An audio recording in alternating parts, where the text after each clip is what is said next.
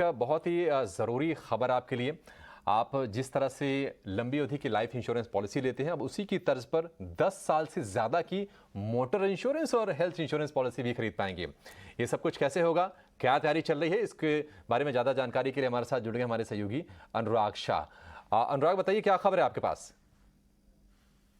आने वाले दिनों में जो आपकी मोटर इंश्योरेंस की पॉलिसी है या फिर हेल्थ इंश्योरेंस की पॉलिसी है वो 10 साल तक के ड्यूरेशन की हो सकती है। जिस तरह से अभी तक लाइफ इंश्योरेंस के अंदर ही लॉन्ग टर्म इंश्योरेंस पॉलिसी का चलन है 10 साल, 12 साल, 20 साल तक का, तो इंश्योरेंस रेगुलेटर IRDA के वर्किंग ग्रुप की तरफ से प्रस्ताव दिया गया है कि नॉन लाइफ इंश्योरेंस के अंदर भी लॉन्ग टर्म इंश्योरेंस को शुरुआत किया जाए और इसके जो प्रीमियम की गणना है, जो पॉलिसी की ड्यूरेशन कितनी होगी, इसका जो पूरी आज़ादी है वो इंश्योरेंस कंपनियों को दी जाएगी। इंश्योरेंस कंपनियां तय कर पाएगी कि उन्हें अपनी एक्चुरियल कैलकुलेशन के हिसाब से कितना प्रीमियम तय करना है।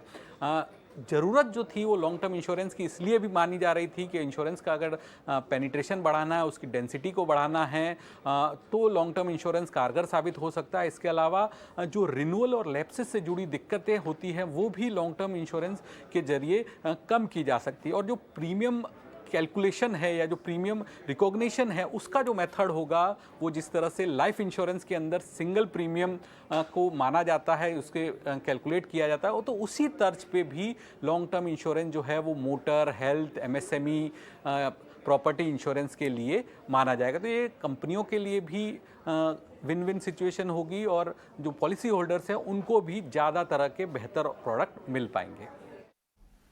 ठीक है अनुराग, तो बहुत ही एक दिलचस्प ये चीज़ हो जाएगी। और विदेशों में तो है, लेकिन हमारे देश में अभी तक ये नहीं था।